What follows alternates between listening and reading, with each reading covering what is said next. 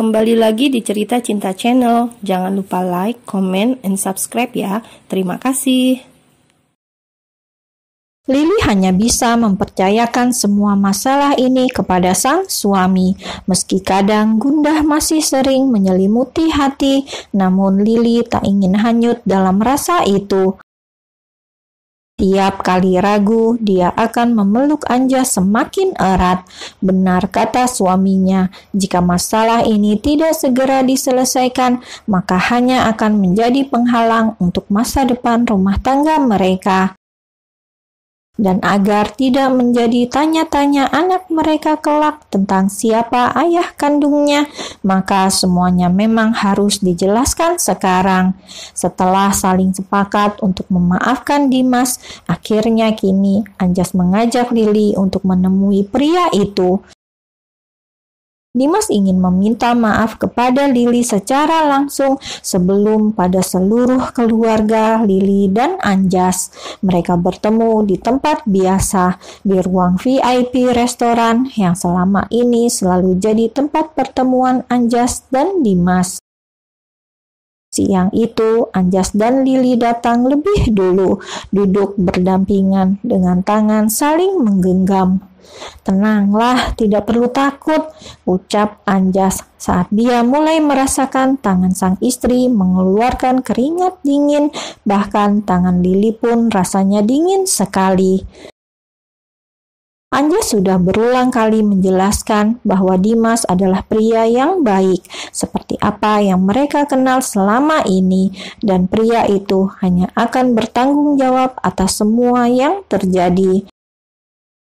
Lily memang mengangguk saat Anjas menjelaskan seperti itu, tapi tetap saja di sudut hatinya yang paling dalam, dia masih sedikit tidak percaya. Benarkah pria yang memiliki kekuasaan itu akan memohon maaf kepadanya dan mengakui semua kesalahan?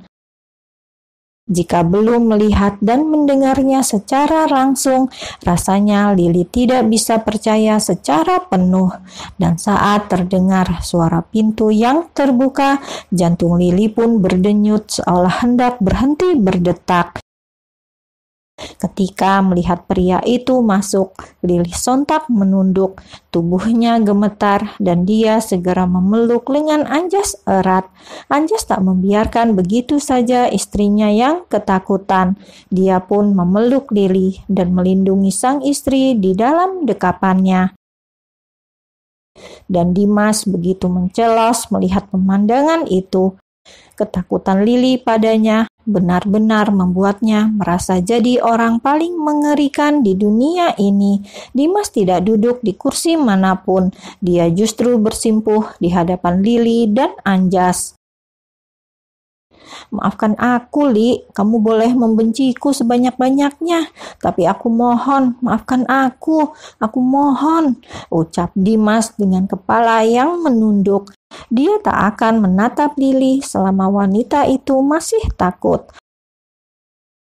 Mendengar permohonan maaf itu, Anjas pun mengelus pundak sang istri dengan lembut, berbisik mengatakan pada Lily untuk tenang, kembali mengingat apa tujuan mereka sekarang, yaitu menghadapi masalah ini dan menyelesaikan. Jadi setelah mengumpulkan semua keberaniannya, akhirnya Lily memberanikan diri untuk mengangkat wajah, meskipun dia tak bisa menatap Dimas secara langsung. Suamiku sudah menjelaskan semuanya kepadaku. Aku bisa memaafkan kamu. Tapi aku mohon juga bersihkan namaku dan keluargaku," balas Lily. Dia benar-benar menantikan konferensi pers tersebut. Bukan hanya tentang anak ini yang akan mendapatkan pengakuan dari keluarga Anggara, namun dia pun ingin harga dirinya kembali bersih. Tak bisa dipungkiri hatinya begitu sakit mendengar umpatan semua orang dan Anjas yang selalu jadi tameng untuknya. Lili tak ingin Anjas lebih menderita lagi dari ini. Sungguh Lili ingin semuanya segera berakhir. Lantas dia dan Anjas bisa hidup bahagia seperti apa yang mereka impikan selama ini. "Percayalah pada aku akan menebus semuanya," jawab Dimas. Dimas benar-benar membuktikan semua ucapannya pada Anjas dan Lili. Di hari yang sama setelah pertemuan mereka di restoran tersebut, Dimas langsung menghadap pada kedua orang tua Lili, memohon maaf dan sedikit pun tidak melakukan pembelaan atas semua dosa yang sudah dia lakukan. Awalnya kedua orang tua Lili tentu marah besar. Namun saat melihat itikat baik yang ditunjukkan oleh Dimas, membuat amarah mereka perlahan mereda. Terlebih saat melihat Lili dan Anjas yang sudah memaafkan semua kejadian buruk itu, mereka tak ingin memperkeruh. "Aku akan memegang semua ucapanmu, dan meskipun kamu adalah ayah dari anak yang dikandung Lili, itu tidak akan merubah apapun. Kamu tetaplah orang asing bagi kami," balas Papa Dedi. Sungguh dia tak ingin memiliki hubungan apapun dengan seseorang yang telah merusak anaknya. Tak peduli meski orang itu memiliki kekuasaan yang besar. Harta bukanlah penilai bagi mereka, sementara kejahatan seperti itu mungkin bisa dimaafkan, namun selamanya mereka tak akan bisa melupakan.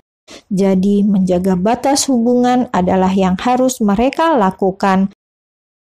Dan Dimas hanya bisa pasrah atas keputusan semua orang terhadapnya. Setelah menghadap pada kedua orang tua Lili, kini giliran Dimas mendatangi keluarga Dwi Guna. Sama, di sana pun dia mendapatkan tatapan tajam dan perlakuan tak mengenakan. Namun, itu adalah konsekuensi yang harus dia terima dari semua tindakan bejatnya.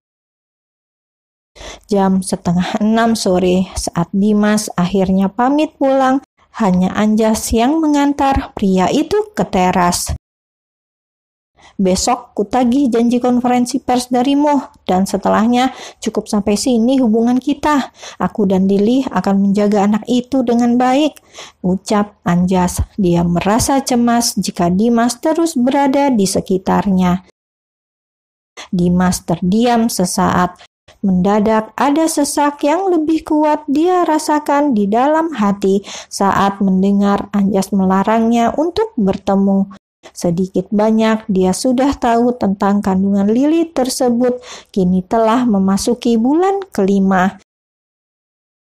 Ada rasa ingin tahu yang lebih banyak di dalam diri Dimas tentang sang anak, namun sadar dia tak bisa meminta lebih. "Baiklah," jawab Dimas singkat. Dengan langkah kaki yang terasa berat, akhirnya Dimas meninggalkan rumah utama keluarga Dwi Guna tersebut, dan Anjas kembali masuk menghampiri sang istri dan kedua orang tuanya. "Menginap saja di sini ya," pinta Mama Reni. Lili dan Anjas saling pandang sebelum akhirnya sama-sama mengangguk.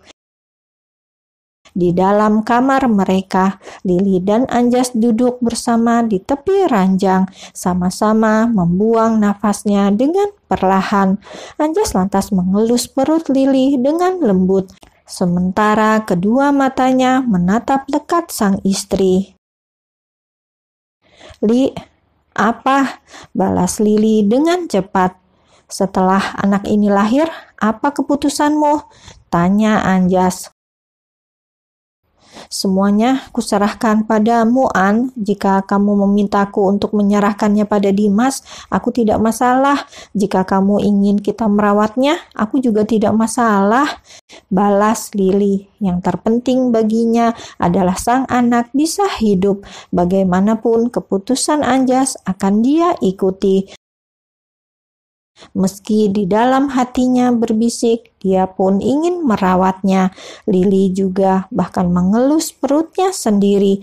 Begini saja sudah membuat dia merasa tenang. Aku ingin kita merawatnya. Dia akan jadi anak pertama kita. Putus Anjas. Dia telah merasa Lili sudah sangat menyayangi anak ini. Anjas tak ingin ada perselisihan lagi di antara mereka. Karena itulah dia ambil keputusan tersebut. Lili tentu saja terkejut. Dia bahagia sekali sampai rasanya ingin bersorak, tapi tak ingin membuat Anjas tersinggung. Akhirnya dia hanya mampu tersenyum lalu memeluk suaminya erat. Baiklah, kita akan merawatnya. Dia adalah anak pertama kita, balas Lili, persis seperti apa yang diucapkan oleh sang suami, tidak dikurangi ataupun ditambah-tambahi. Dan Anjas sangat lega mendengarnya. Lili membuatnya merasa dihargai meski dia bukanlah ayah kandung anak ini. Aku mencintai kamu, Li, ucap Anjas di antara pelukannya yang semakin erat dia berikan. Aku lebih mencintai kamu, An, jawab Lili. Dia mendongak dan mengecup bibir suaminya.